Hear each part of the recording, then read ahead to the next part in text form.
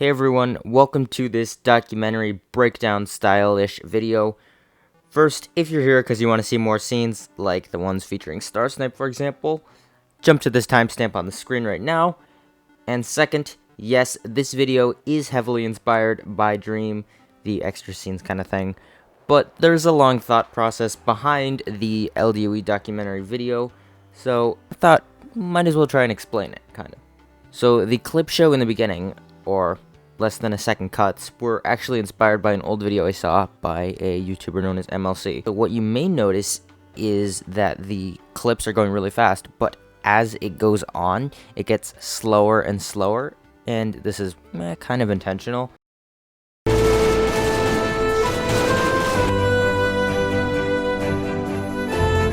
And originally, the first full long clip I was supposed to have was supposed to be Kefir Games, but the clip show ended a little too early, so I put a Bunker Alpha clip, because Bunker Alpha came before the Northern Zones. And then after this, the clips go in order of the updates. I included every original content creator from the LDOE server, and every English Last Day on Earth creator of all times, with two exceptions, since these clips really wouldn't fit with the entire video, and those exceptions were Cherries and Clash with Cam. Really sorry, I couldn't find a spot to put their clips. And one of the things you may notice with the opening intro is all of the clips had a purpose. I didn't just pick clips from specific creators from random times. There was a specific reason why. For example, let's just say myself, my videos did really well during Fort Moss, so I put Fort Moss from zdyt in there. Resbach with the posters, Nick at Night because one of the few times he uploaded LDOE, stuff like that. There's a reason behind the clips.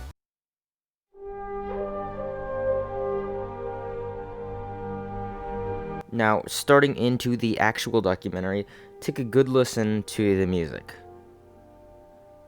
The song right now is Far Horizons, which is something that kind of sounds nostalgic in a way. Sad nostalgia, but also good nostalgia. As these songs go on, it gradually gets sadder and sadder. I wonder what kind of symbolism zdyt's trying to show there. So, I did kind of put the interviews part in a specific order: Star Snipe, Happy Cyric, and then JCF.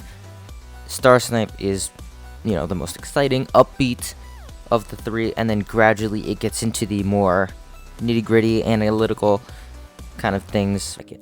Seasonal updates are good, there's just one problem. So, funny thing here, the 7 days event is actually from 2019, not 2018.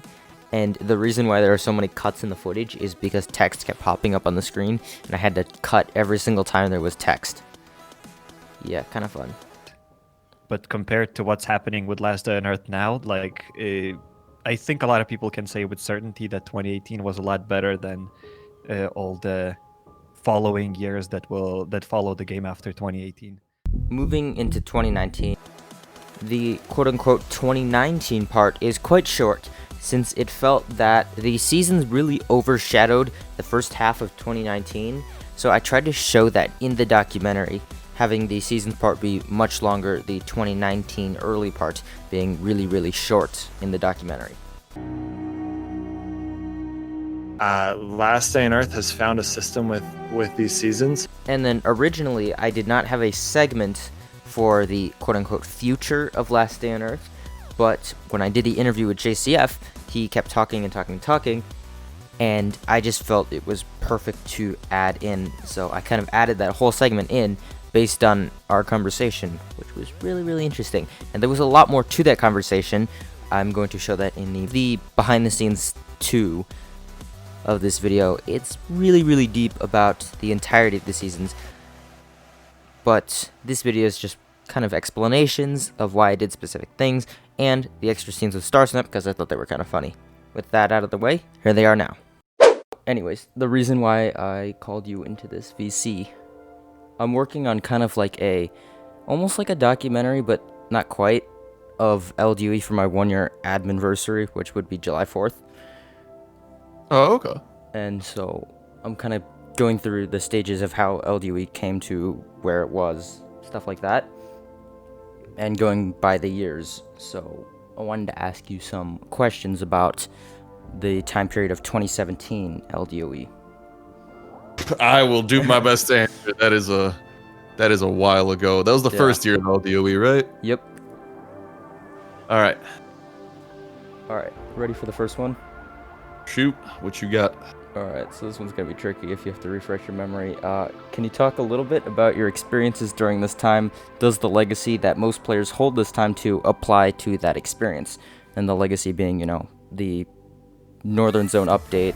People thought that this was a really, really good time for LDOE, kind of.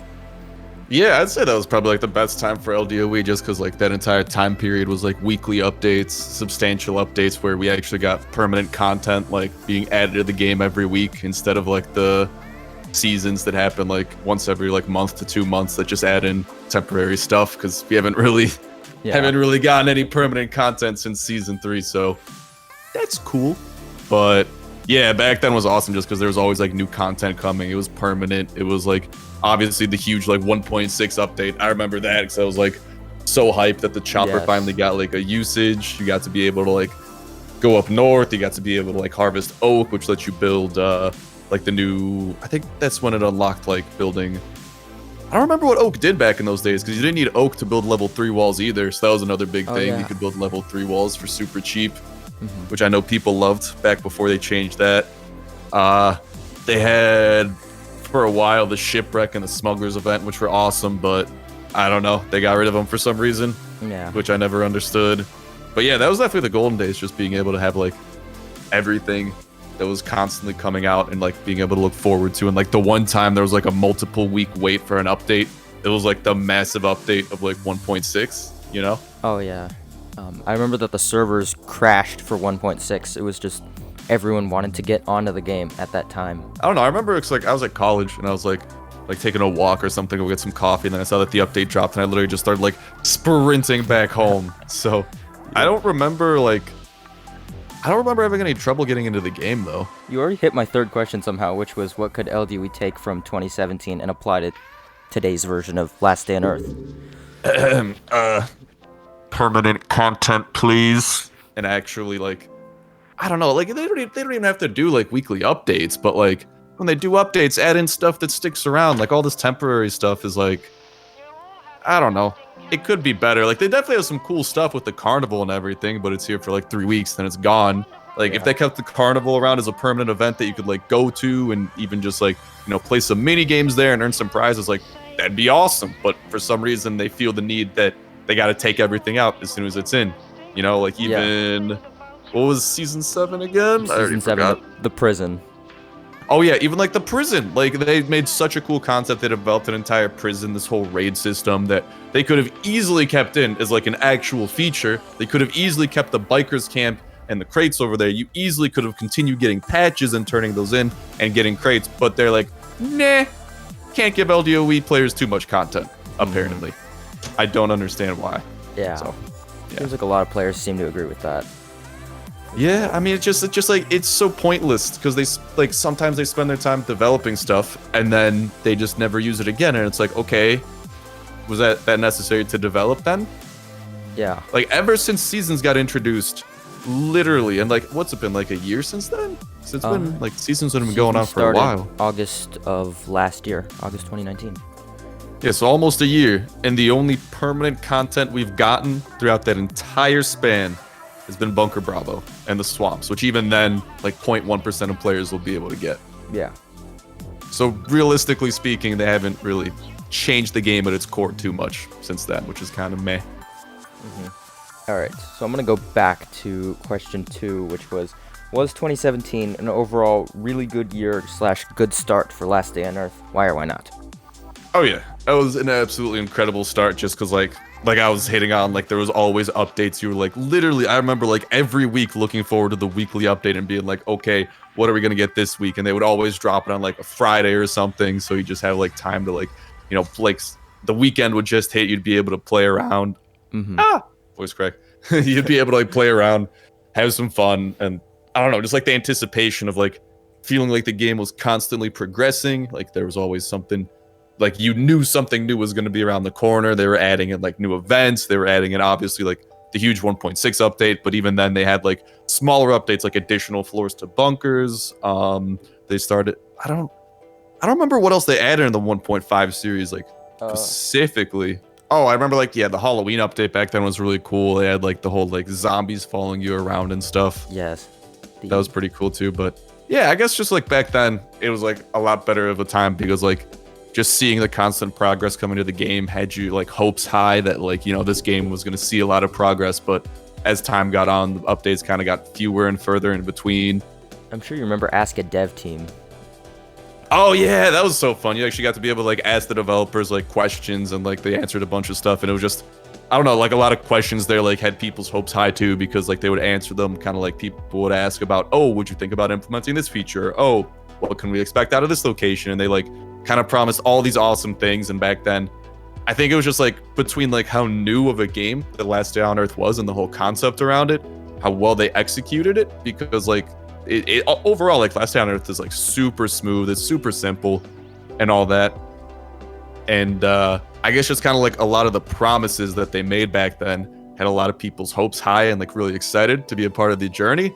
But then as time went on and those promises continued getting broken, people just kind of started losing interest in Last Day on Earth because it's definitely nowhere near as popular as it was back during that first year. All right. And fourth and final question, what is your favorite memory from 2017 LDOE?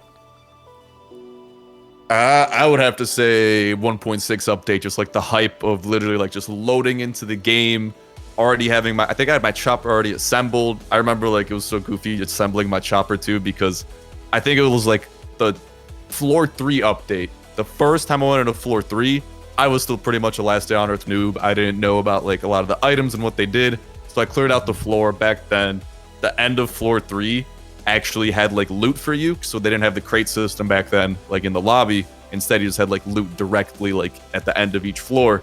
I found a gas tank and I left it there because I'm just like, I don't know if I'm necessarily gonna need this like chopper gas tank. Like I don't know, it doesn't seem like that special of an item. And like I did go back to get it after the video, but in the comments of that video, I got absolutely roasted for doing that. Like people were not amused with me leaving that behind, and I learned my lesson. Like I literally started the next video like, no worries guys, we got the gas tank, because if that despawned, that would have been bad, because I did not find another gas tank for so long after that. I got so lucky, literally first day possible. I got the gas tank from that floor, which was crazy. And then after that, obviously like moving on to like the what is it?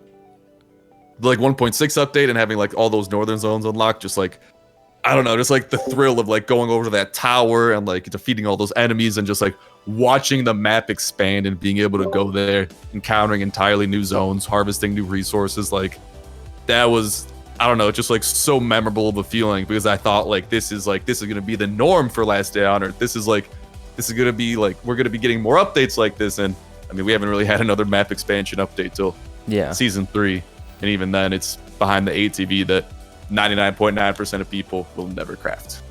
Yeah. Well, there was 3 zones in the ATV watchtower plus the 2 swamps, and then the northern zones was 4 plus the AI base.